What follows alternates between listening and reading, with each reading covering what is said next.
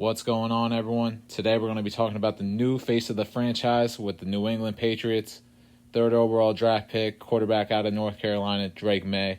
And we're going to be talking about what went into the decision process of making him the third overall selection and why I think he's the perfect fit for New England. So let's get right into it here.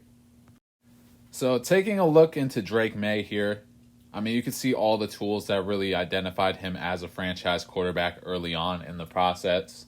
Just has a rocket arm, has that ideal quarterback body frame, being 6'4", 230, 21 years old, still has a lot of room for to grow, potential's through the roof. A lot of his pro comps are similar to that of Josh Allen, Justin Herbert, and I even seen some kind of reminiscing about Ben Roethlisberger. And listen, if he can meet any of those heights, the Patriots nailed this draft pick. Really, those are his ceilings, and those are pretty good guys to be compared to. And he has a lot of similar traits to them as well. So it's going to be on the Patriots to kind of unlock those, as well as on Drake himself, into unlocking that potential. And this guy can be a top 10 quarterback in this league, no problem, with the tools that he's been given. Through good coaching, a good system around him, he's certainly going to be able to achieve all that those players have as well. So taking a look into some of his college stats for the 2023 season, had a completion percentage of around 63%, had around 300 or 3,600 yards, 24 touchdowns, 9 interceptions, had a big-time throw rate of around 8%, and only a turnover-worthy play percentage of around 2%. And he averaged around 8.5 yards per attempt. So you can see that he's able to fling the ball down the field. That's not a bad yards per attempt amount at all. One of the best deep ball throwers in this class. Knows how to work the middle of the field, a very good middle of the field thrower, but also can sling it to the outside. That was something that really kind of hindered Mac's ability here in New England, was the inability to really put the ball on the numbers to the outside with proper precision as well as throwing power. That definitely wasn't what Mac's strength was at being a quarterback. His throwing power wasn't really up there with the top tiers, unlike Drake Maye, who really just has a rocket arm.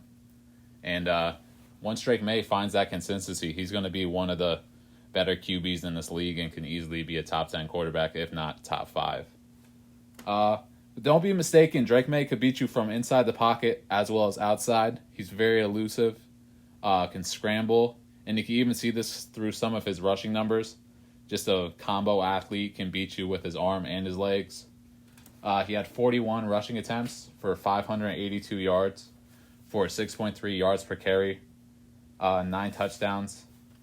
And he had 24 10-plus runs in the last season at North Carolina, which just shows he's very athletic, can certainly win a game with his legs, can scramble, and really if a play breaks down, that he can certainly take off and just try and work magic with his legs.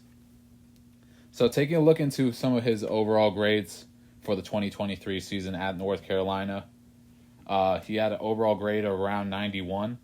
He had a 90.8, a passing grade of around 90, being 89.8, and a rushing grade of around 74, 78, or 73.8.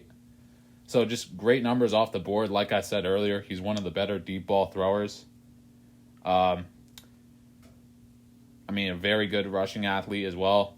You can see that through his rushing numbers as well as his grades. People like to say that,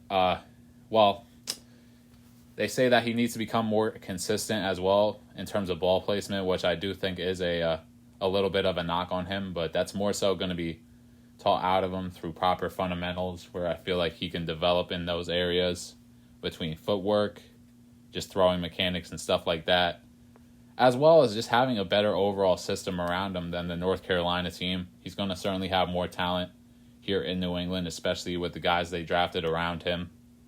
The coaching staff certainly is going to be working with him. He's going to have a good mentor QB in front of him in Jacoby Brissett. So Drake Maye hopefully is going to have every chance to succeed here and just give the give the Patriots that franchise quarterback that they hope that they drafted here. So even looking into some of his advanced passing grades, his average depth per throw was around 11 yards. His average time to throw was around 2.8, so not necessarily the best. Like I said, the talent around him at North Carolina, other than Tez Walker, really was not top tier, but a lot of that was on just Drake Maye having to do a lot for that team, and he's basically the biggest reason why they were so as successful as they were. He really did a lot for that team. He basically had around 1,400 deep yards, which ranked for second in all of NCAA football in terms of deep ball yardage. So you can see he's one of the better deep ball throwers in this draft. Probably second, right behind Michael Penix, if not first. Both very good deep ball throwers, and that's why you see Drake Maye.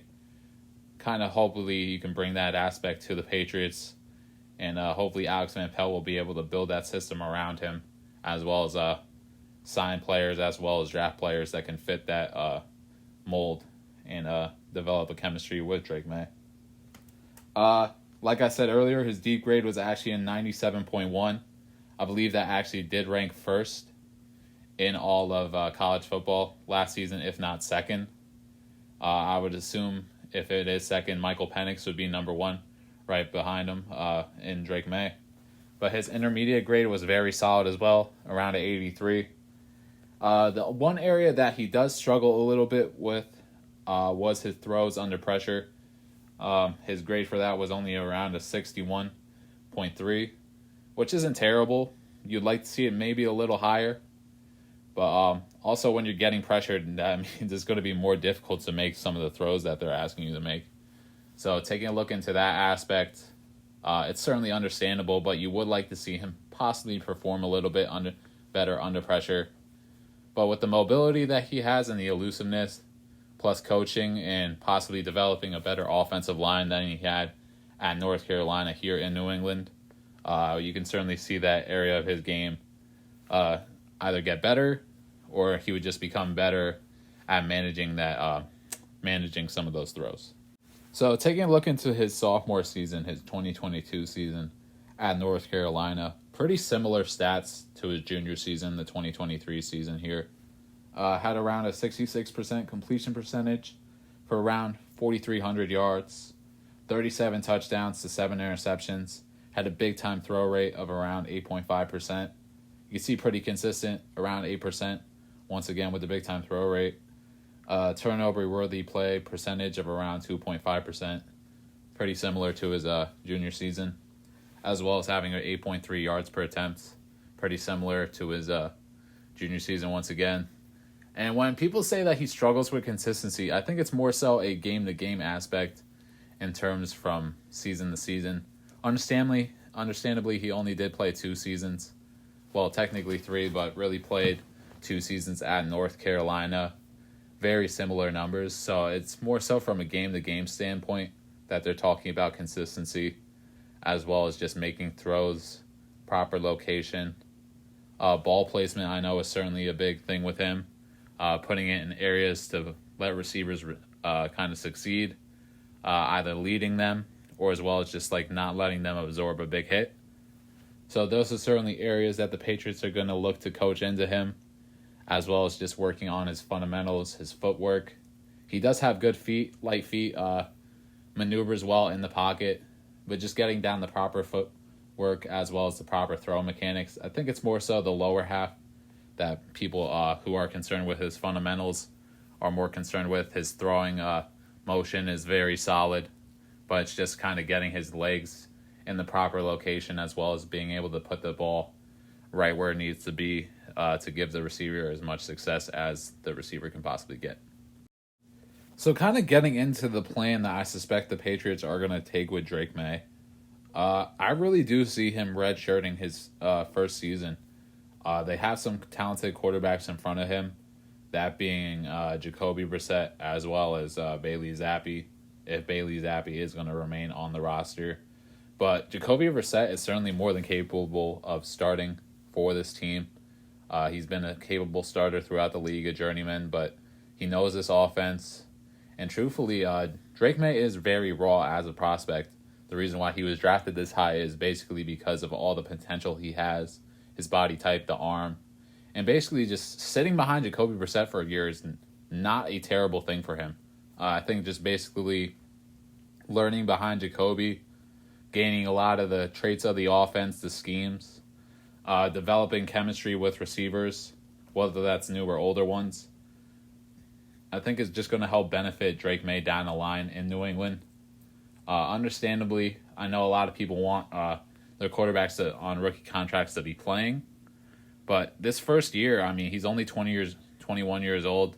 It's certainly not going to hurt him if he needs to sit entire season. I think that's truthfully the path that the Patriots are planning on taking. Jacoby Brissett signed to that 1-year contract.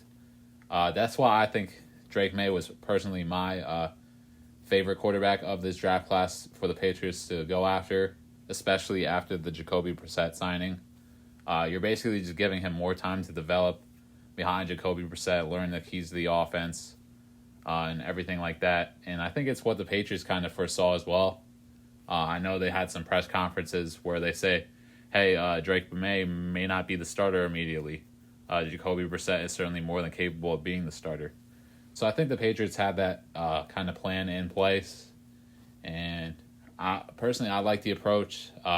Give him as much time as he needs. If he is the franchise guy that you're thinking, you don't want to rush him into there, hinder his confidence at all. But just basically let him season behind Jacoby Brissett and basically absorb all the tools that he needs to learn. And I think certainly that's going to help him get the best case to be the franchise guy that his team needs. He can work on all his mechanics, his footwork, everything off the field through practice, as well as basically just gaining more knowledge and game management through watching Jacoby on game days, as well as just being surrounded by the coaching staff and having a veteran QB in front of you who's going to help teach you the ways of the league. All right, everyone. Those were my thoughts on Drake Maye. Personally, I couldn't be more ecstatic that the Patriots decided to take him 3rd overall.